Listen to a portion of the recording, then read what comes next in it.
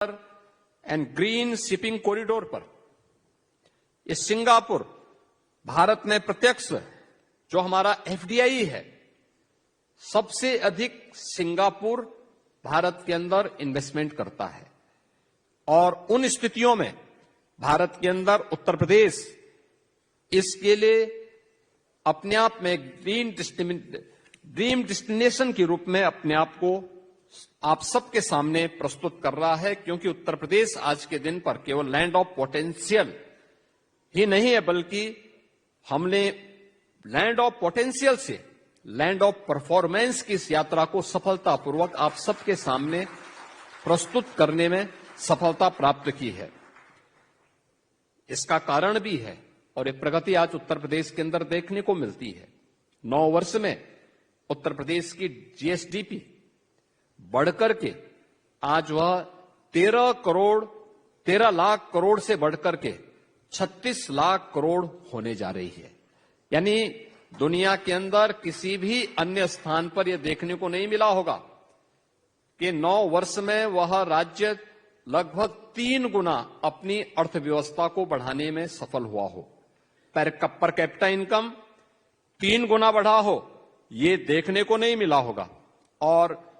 भारत की इकोनॉमी में उत्तर प्रदेश आज के दिन पर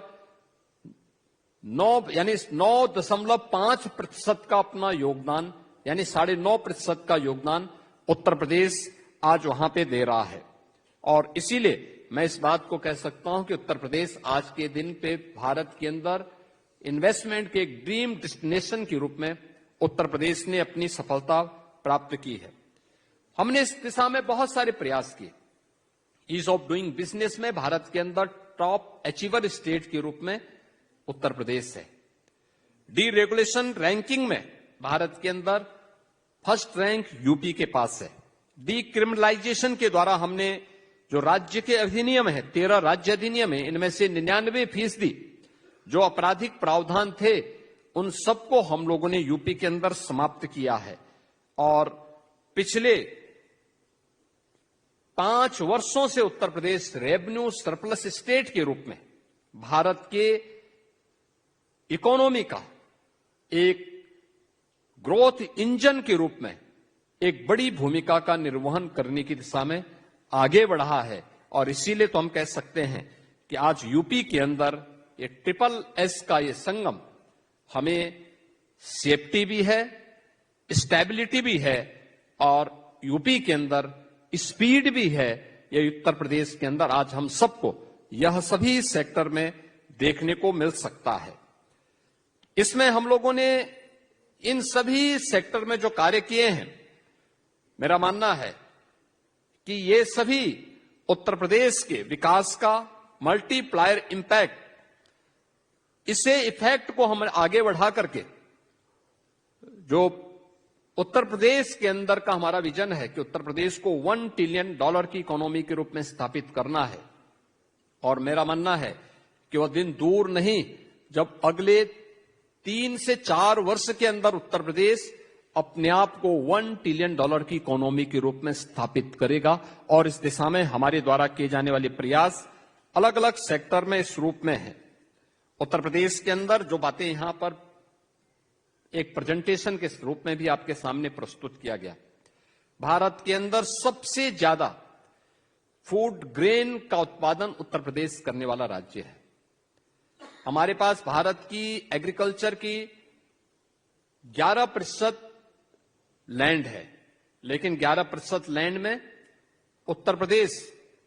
21% से अधिक फूड ग्रेन का उत्पादन करता है। 21% का मतलब यह भारत का फूड बास्केट के रूप में उत्तर प्रदेश ने अपने आप को स्थापित किया है। वैल्यू एडिशन के साथ इसको जोड़ना, फूड प्रोसेसिंग के साथ जोड़ना और इससे संबंधित तमाम अन्य अभियान उत्तर प्रदेश के अंदर इन्वेस्टमेंट के लिए हर एक निवेशक को वहां पर आमंत्रित करता है। उत्तर प्रदेश के अंदर इंफ्रास्ट्रक्चर, लॉजिस्टिक, इंडस्ट्रियल पार्क और गुड गवर्नेंस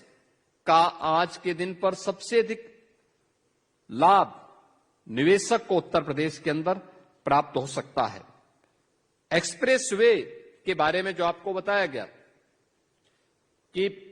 भारत के कुल एक्सप्रेस वे का 55% यूपी के पास है।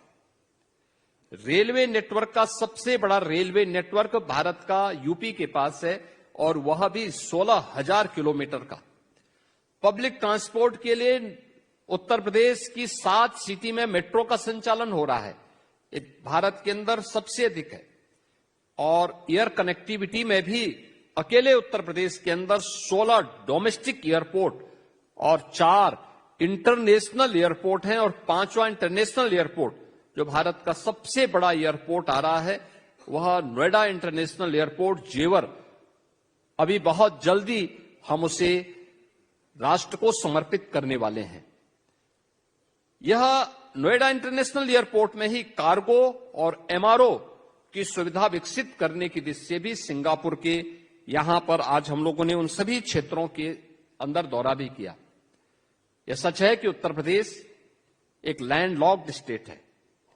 लेकिन हमारे पास इंफ्रास्ट्रक्चर, वर्ल्ड क्लास इंफ्रास्ट्रक्चर और कनेक्टिविटी की बेहतर स्थिति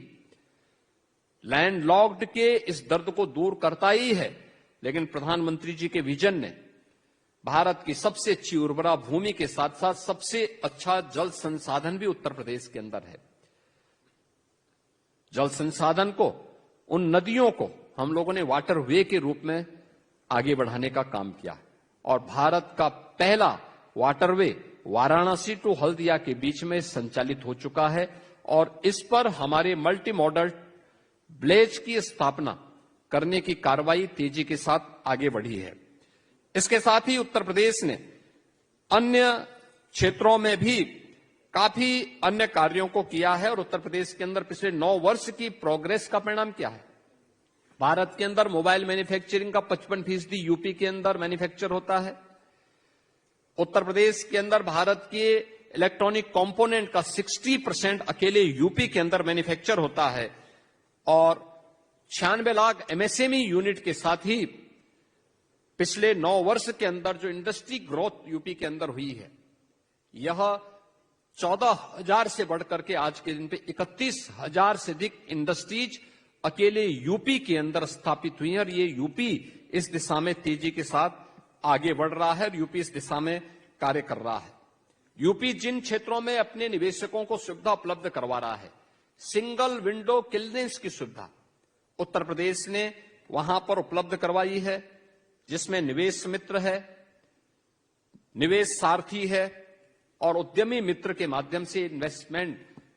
सफलतापूर्वक इन्वेस्टमेंट के बाद इंसेंटिव वितरण का कार्य ऑनलाइन डीबीटी के माध्यम से इन्वेस्टर के अकाउंट में पैसा सीधे चला जाता है, यह उपलब्ध हम लोगों ने वहां पे किया है। टाइम बाउंड क्लियरेंस की व्यवस्था, ट्रांसपेरेंट लैंड अलॉटमेंट की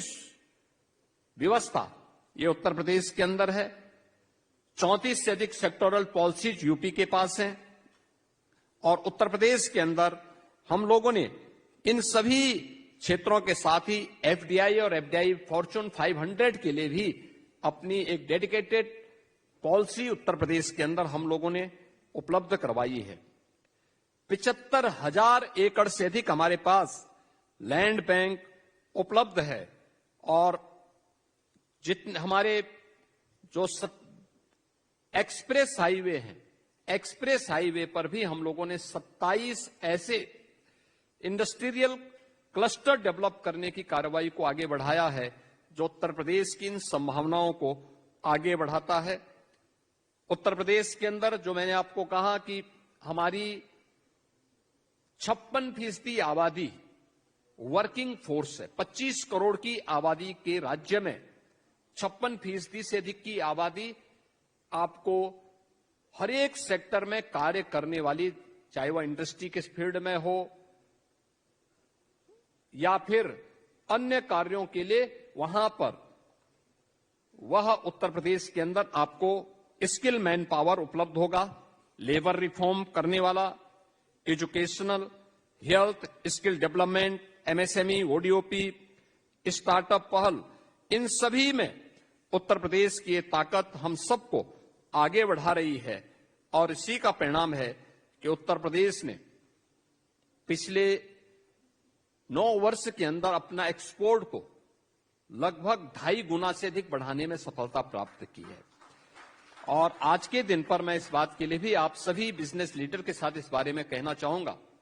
कि उत्तर प्रदेश के अंदर हम लोग जेवर एयरपोर्ट के पास एक सिंगापुर सिटी के लिए भी एक डेडिकेटेड प्लान को हम लोगों ने वहां पर प्रस्तुत किया है कि जो भी इन्वेस्टर आएगा सिंगापुर, अगर वह एनसीआर में आना चाहता तो सिंगापुर सिटी की एक संभावना उनके सामने रहेगी कि वह यहां पर इन्वेस्टमेंट को अपना आगे बढ़ा सकता है। और इसके लिए यमुना एक्सप्रेस वे, जिसके द्वारा नोएडा इंटरनेशनल एयरपोर्ट के कार्यक्रम को आगे बढ़ाया गया है,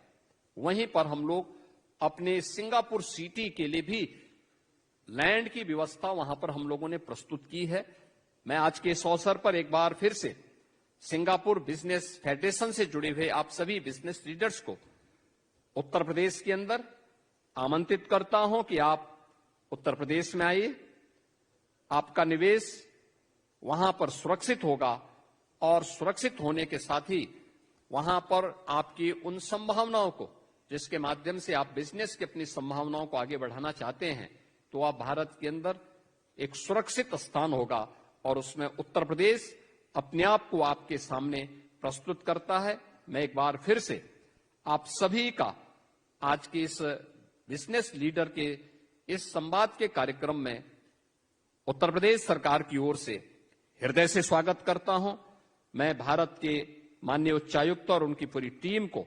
हृदय से धन्यवाद देता हूं। मैं श्री प्रसून मुखर्जी और उनकी पूरी टीम को इस बात के लिए धन्यवाद देता हूं कि उन्होंने उत्तर प्रदेश की इस यात्रा को, उत्तर प्रदेश के पोटेंशियल को परफॉर्मेंस में बदलने के लिए अपने सकारात्मक योगदान के लिए मैं उनका भी और उनकी पूरी टीम को भी हृदय से धन्यवाद ज्ञापित करते हुए अपनी वाणी को विराम देता हूं। धन्यवाद।